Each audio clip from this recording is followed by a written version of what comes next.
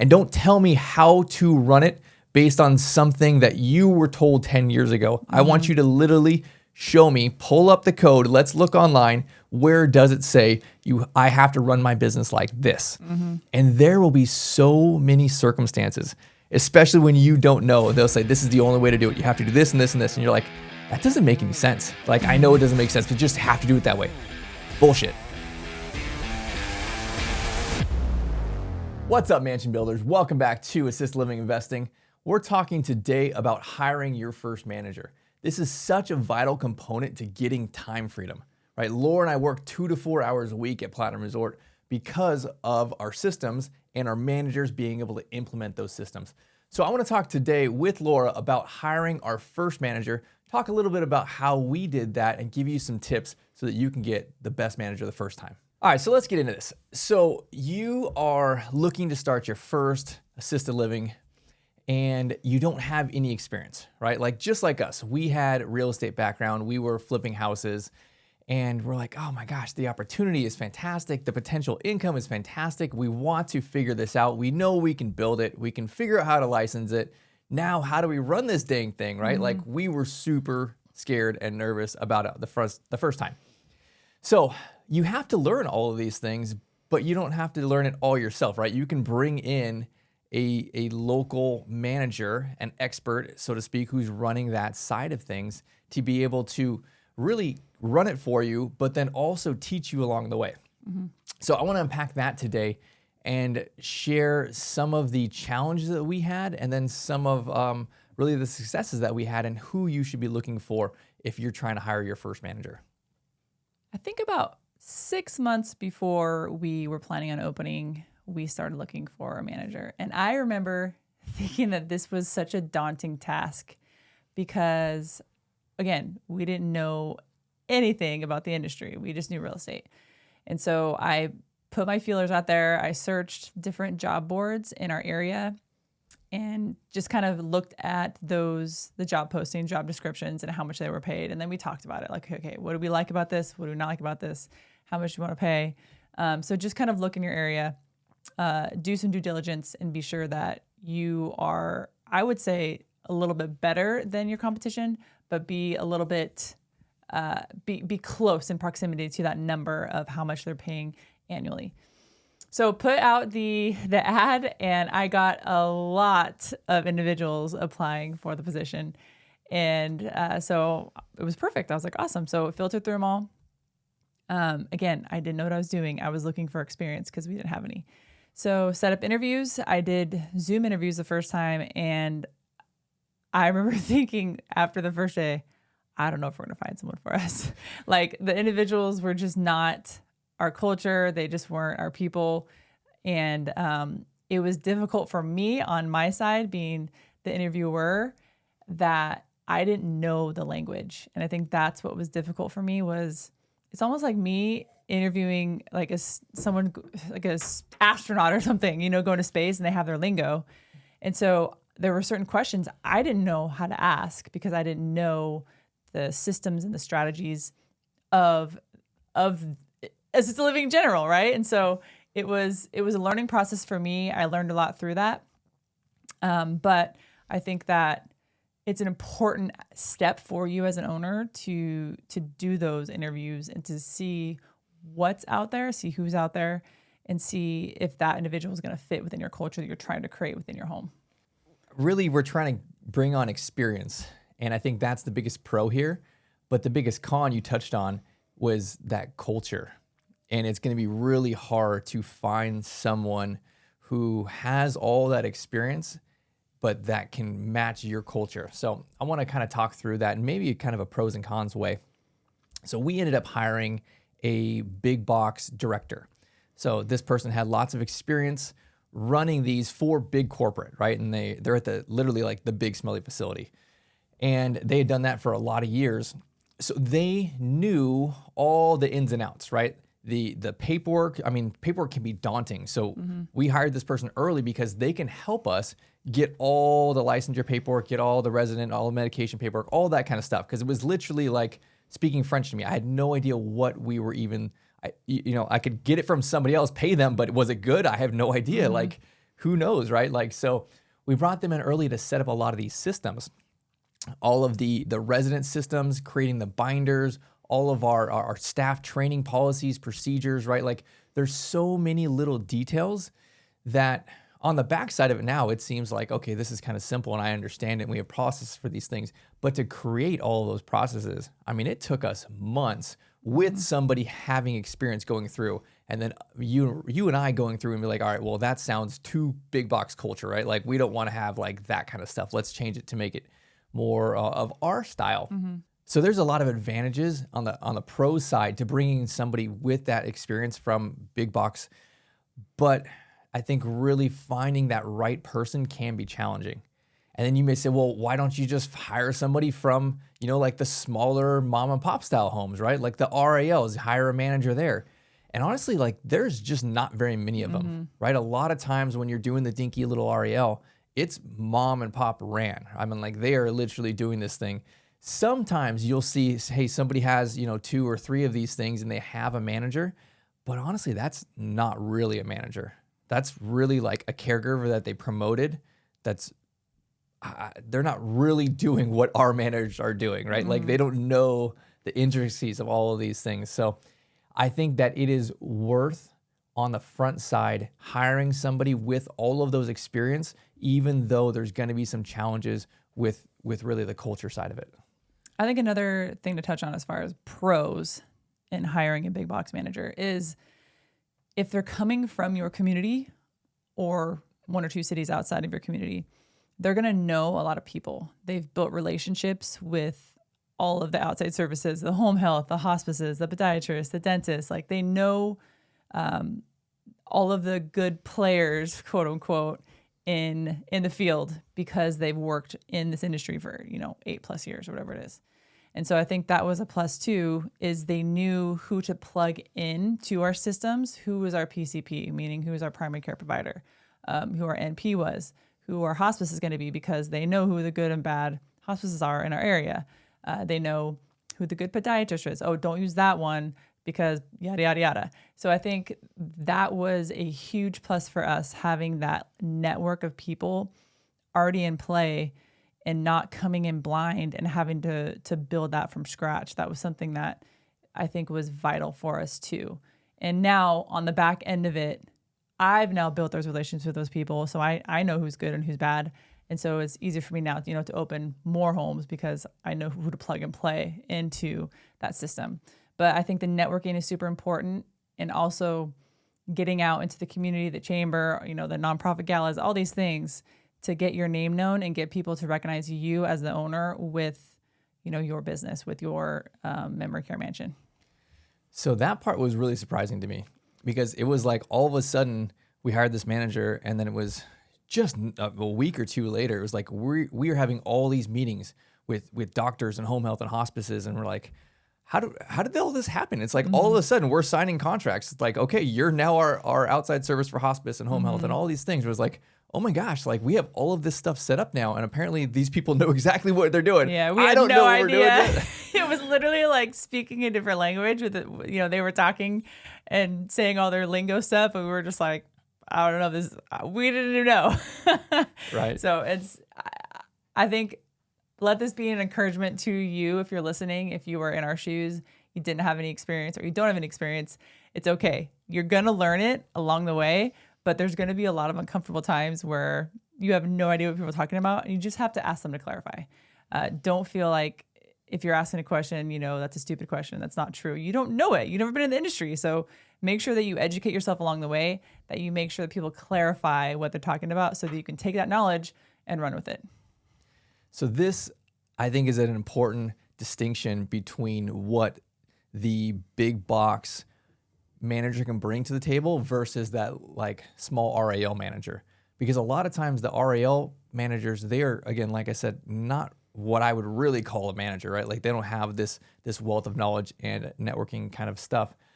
So when you bring them on, you literally, I know a bunch of different small ones that they don't have these services set up. Like they did not know half of the outside service stuff that we can do, that we do at Platinum. And I think that really set us up to be able to compete with big box as far as service and pricing, and then really set us apart from all the other RELs in our area, like, oh no, we're not like one of those RELs. We're actually just as good as the big facility. We can do the memory care. We can all do all of those things. And honestly, on the front side, I didn't know we were going to be able to do all that stuff. I thought, oh, you got big box over here that you can get all of these services, and then just the little RELs, it's really just ADL care. I had no idea until this experience where we had all of these outside services set up that like we can literally offer every single service that the big smelly facility can offer. And I'm like, oh my gosh, like my mind opened up. I'm like, oh my gosh, like we can really up our game on this. We can be charging, $1,000, $2,000 more than I thought we could when I first got into this thing. Mm-hmm. So we mentioned a lot of pros with hiring a big box manager. I think there are a lot of pros. I think there's a lot of things that this person can bring to your business. And not only that, but also educate you along the way. But I think that there are definitely a few cons, and I want to discuss that too, because I want to provide all you listeners with both sides of the road, right? I think it's important to see both sides. For me, I think the biggest con, there was two biggest cons. The first thing was the culture that this person brings. I think that they have a big box mentality. And if you don't know what that means when I say that, it's definitely a different culture that you feel, a vibe, an energy that you feel when you walk into a big box. The staff hold it. It's like the residents carry it. It's kind of a heavy, as what I can say, it's a heavy culture. And I didn't want that in our home. And I think that if the big box individual knows only that culture, they can tend to carry that into your home. And I don't know about y'all, but for me personally, I didn't want that in Platinum. I wanted the life, the love, the luxury, right? I wanted those three things to show within our culture. And I think that having that big box person come in, it created a culture that I didn't want. And so that I didn't want to cultivate. And so I think that was the biggest thing for me. The second thing was they have the big box mentality of the rules and regs. And so the rules and regs are different for different licensures in Texas. And so ours is a type B. And I think they carried that rules and regs of a big box over to our type B 16 assisted living. And so I think there were certain times where they would say something and I'm like, I don't think that's in the rules and regs for us. And they're like, oh, yes, it is. And so we had to kind of be like, well, then show me, because I don't remember reading that. And so I think this is where it's important for you as an owner to take ownership of that and read your rules and regs in your state, know what they say, read them a minimum 3 times through. This is what I always tell people. 3 times through, read them through. I know that sounds terrible, but this is your business you're talking about. This is your liability, and this is your family's future. So take it seriously. It's something that you need to do. So I think those 2 things for me were probably the biggest pain points. I don't know if you want to add to that, or if you have anything that you... I think those are really, really important ones. You as the owner, you need to act like the owner. And a lot of times when you're coming into an entirely new field, you want to step to the side and let this manager kind of take the lead and the reins on it. And there are definitely parts of it that they should be doing it, right? Like they're saying, hey, here's the paperwork, here's the staff training, here's how we do, medications and all these kind of things. But where you need to come in is really that culture that's setting the stage that like, hey, you know what, we need to fire this person, right? We're not going to tolerate that kind of stuff. Or Laura, you come in and you're literally setting up karaoke and activities and laughing and joy. And a lot of times that is the opposite of this culture that you're bringing in from big corporate. Because they literally they're coming in, they're micromanaged by some corporate in another state. Management company, yeah. And right, like, so they have this like just icky kind of, like Numbers sterile. driven. Yeah, it's not friendly, right? It's a lot of times it's just kind of rude women is what it is. Yeah.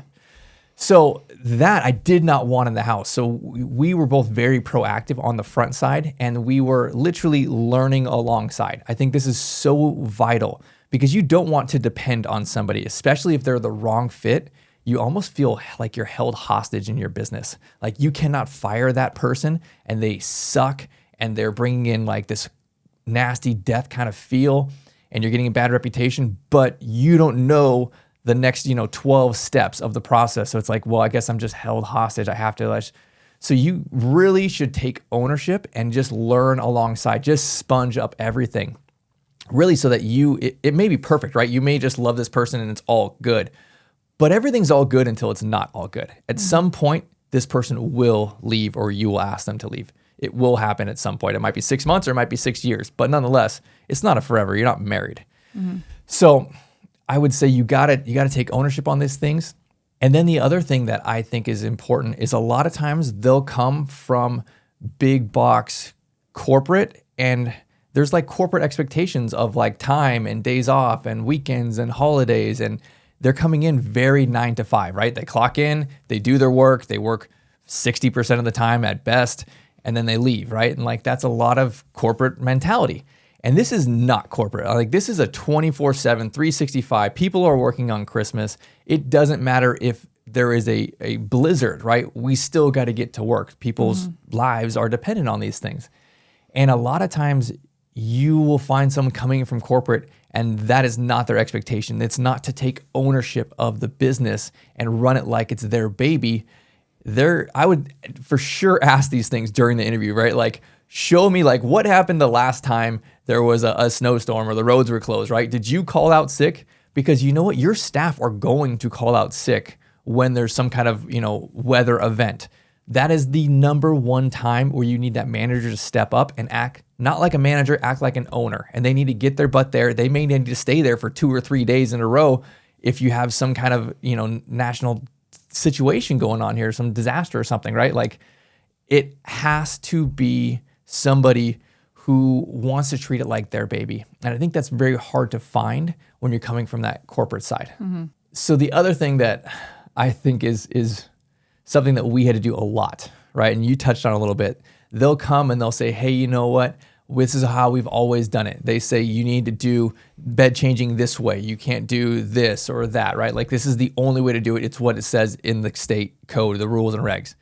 And then I feel like, well, I read those rules and regs a lot of times. I got the highlighter out. I know what this dang piece of paper says, and I don't see it anywhere in there. And they're like, oh, yes, I know. It's there. It's there. So there's a lot of like wives' tales, so to speak, like information that was taught to them 10 years ago by their manager trainer, right? That says like, this is the only way to do it. And they were taught by their person 20 years earlier, right? Like it may have been a thing 20 years ago or 10 years ago, but you know what? I want you to show me if it's a real thing right now, because I'm not going to run my business. This is my baby, right? This is not your baby. This is mine. And don't tell me how to run it based on something that you were told 10 years ago. I want you to literally show me, pull up the code. Let's look online. Where does it say I have to run my business like this? And there will be so many circumstances, especially when you don't know. They'll say, this is the only way to do it. You have to do this and this and this. And you're like, that doesn't make any sense. Like, I know it doesn't make sense, but just have to do it that way.